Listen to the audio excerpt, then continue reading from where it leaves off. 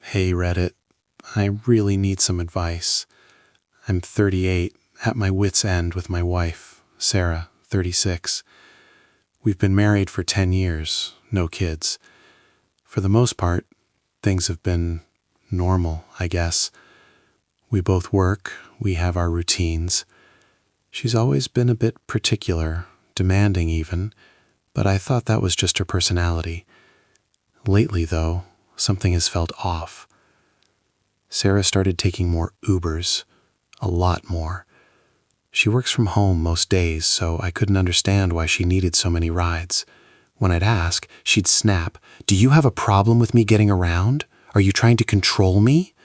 She'd tell me it was for errands or meeting friends, but the sheer frequency just didn't add up.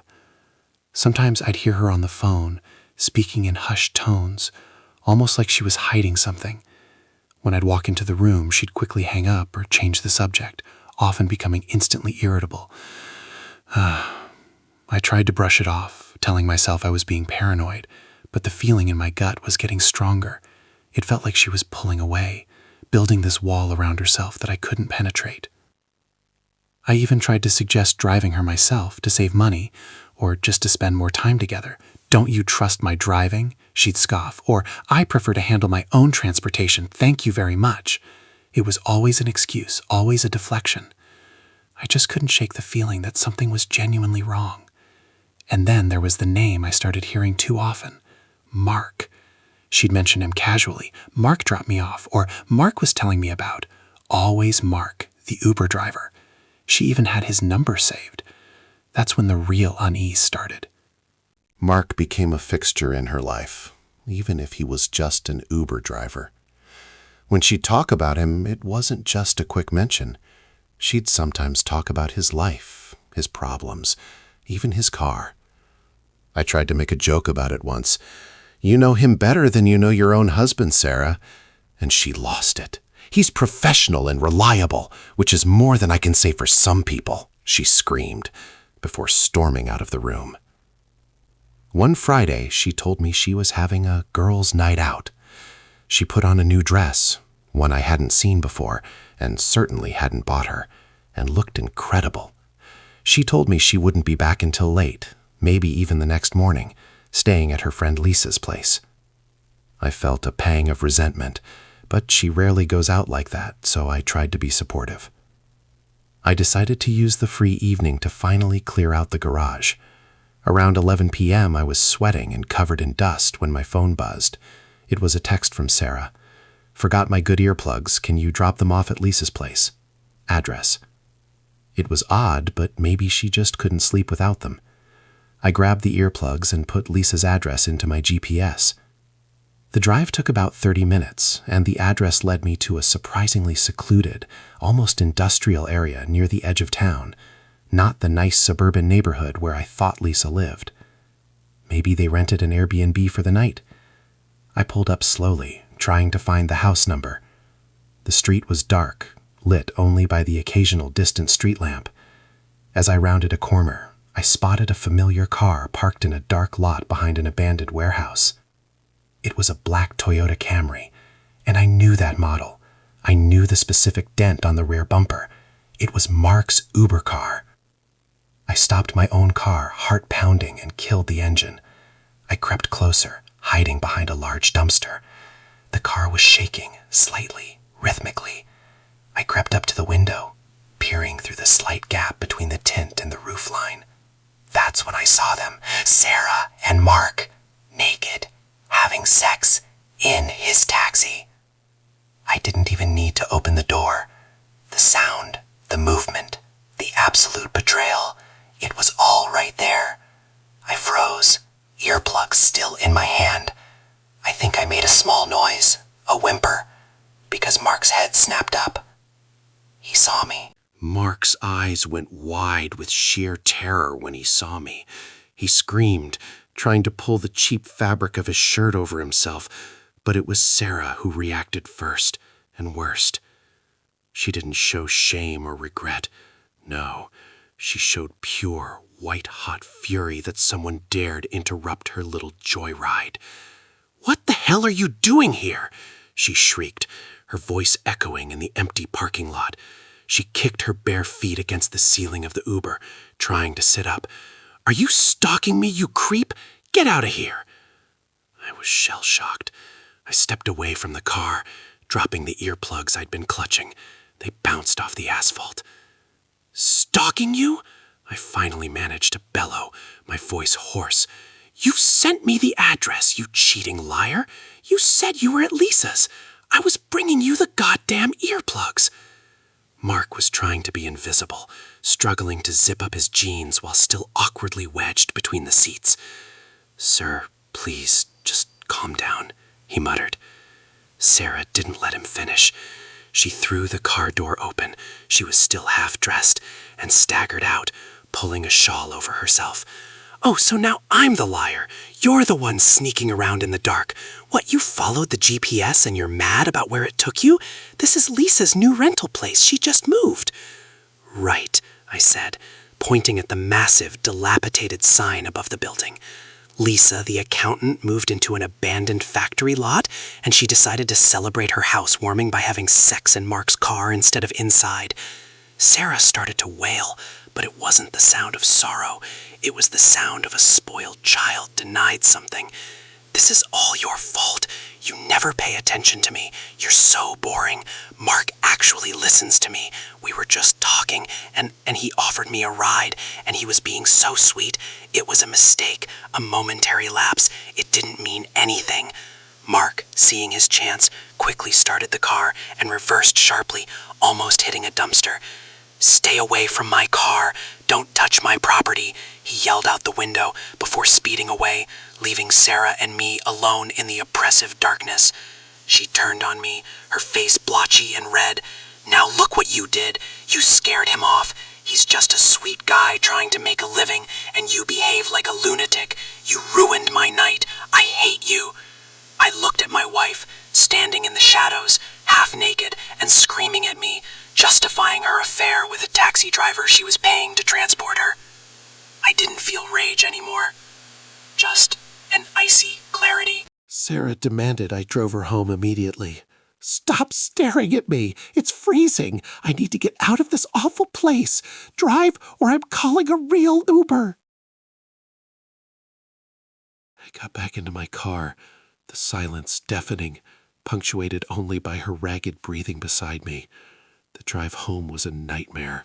I kept seeing the image of them in the back seat, shaking the car.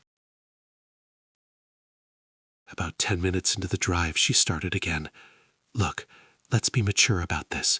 It was a stupid mistake. You overreacted, but I understand why you're upset. I was lonely. You're always so distant." "Distant? I brought you earplugs at 11:30 at night because you couldn't sleep. I was planning on clearing out the garage to make space for your new hobby equipment, and you reward that by having sex with a stranger in a taxicab?" "He is not a stranger. He's Mark. And it was just one time. We were stressed. He was having a terrible night, and I was helping him feel better. You don't know what it's like to be a comfort to someone, do you? All you do is work and play video games." "Right. You comforted him by having aggressive taxicab sex in an industrial zone after telling me you were sleeping over at Lisa's house? Do you honestly expect me to believe this was a one-off comfort session?" She suddenly burst into loud theatrical tears. Yes, I do. You were trying to make me feel terrible. You know how sensitive I am. If you love me, you'll forgive me. People make mistakes. It was the environment, the excitement. I don't even like him. He's just a driver. I swear I will never call him again. I'll delete the app. Just forget this ever happened. Can we just go home and watch TV and pretend this never happened? Her manipulation was so blatant, so immediate, and so incredibly irritating. She wasn't begging for forgiveness. She was demanding I erase the memory to maintain her comfort. I knew right then there was no coming back from this. She was incapable of genuine remorse, only fear of consequence. The lie-in continued, even after I had concrete proof. As we pulled into our driveway, she grabbed my arm. Listen, don't tell anyone about this, okay? Especially Lisa. She doesn't even know I was supposed to be at her place. If you tell anyone, I swear, I will tell everyone you hit me. I will ruin your life. You need me. That was the final, sudden nail in the coffin. I barely slept. I stayed on the couch, wrapped in a blanket, staring at the ceiling and replaying the scene in the car lot. The next morning, Sarah acted like nothing happened. She walked into the living room wearing her silk robe and gave me a sickeningly sweet smile. "Morning, honey. I'm going to make those pumpkin spice pancakes you love. Why don't you put on the game?" I just stared at her. "We need to talk." "Talk about what? The silly little argument we had last night? I already said I was sorry. You know how moody I get when I'm tired. Can we just move past it? I already deleted Mark's number and I'm blocking the Uber app. See? No more drama." She flashed her phone screen at me, but I didn't even try to verify it. Her lies were too exhausting. "You weren't moody, Sarah. You were caught cheating. And you didn't apologize. You tried to threaten me and then gaslight me into thinking it was my fault." She set down the pancake batter bowl so hard it splattered on the counter. "Oh my God, you were such a martyr. I told you it was a mistake. What do you want, a shrine dedicated to your broken heart? It was one night and you're turning it into a federal case. I'm your wife. We have a life together. Think about our future." "Our future? Having you scream at me while you run off to have sex in a cab whenever you feel lonely? No, thank you." I stood up. "I called a divorce attorney this morning. I have an appointment this afternoon." The suddenness of the event hit her like a physical blow. Her face went from red fury to a ghastly pale. She started shaking. "A lawyer? Are you out of your mind? You can't do that. I won't let you. We haven't even tried to fix this. What about the house, the furniture? You can't just throw 10 years away over one little thing." She stumbled towards me, reaching out. I took a sharp step back. It's not one little thing. It's the sex, the blatant lies, the threats, and the total lack of respect. I'm done. She threw herself onto the floor, collapsing dramatically. "This is so typical of you. You're always so extreme. Fine. You want to fight? You'll get a fight. I'll tell everyone you were emotionally abusive. I'll take everything. I swear you will regret crossing me." I simply walked past her sprawling figure, picked up my keys, and walked out the door for my attorney's appointment, leaving her wailing hysterically on the kitchen floor. The silence in the car was a blissful relief. The meeting with my lawyer was productive, if depressing. I filed the paperwork immediately. The lawyer assured me that her cheating, combined with her earlier threats of false claims, would help my case, especially since we have no children and the assets are straightforward. I felt a surge of cold determination. When I got home, the house was silent. Sarah was gone. All her things were still there, but she'd left a note taped to the refrigerator, written in dramatic, swirling cursive. The note read, "Since you've decided to be so cruel and heartless, I've had to take matters into my own hands. You think you're getting off easy? Think again. I need time to think, and you can pay for it. Don't call me. P.S. I took the emergency fund. Have fun paying the mortgage on your own, you pathetic excuse for a husband." My blood ran cold. The emergency fund was $15,000 we had saved for a new HVAC system. I ran to the safe, which I trusted her with the combination to, and it was empty. Not only was the money gone, but the marriage certificate and a handful of expensive jewelry I'd bought her over the years were also missing. As I stood there reeling, my phone vibrated. It was a text message from an unknown number. It was a photo, a selfie of Mark and Sarah, side by side, grinning into the camera. The background was blurry, but it looked like an airport gate.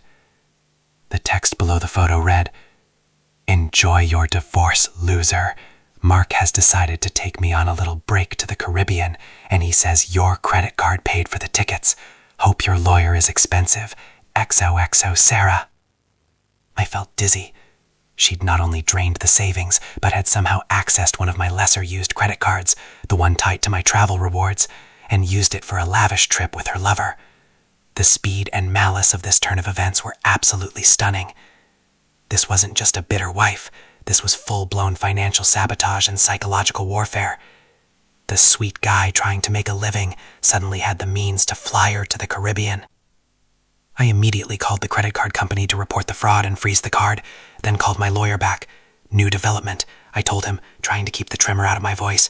She cleaned out the emergency fund and is now texting me pictures from the airport, apparently using my credit card to go on vacation with the Uber driver. He simply sighed. This is moving fast. We need to file an emergency restraining order on joint funds immediately.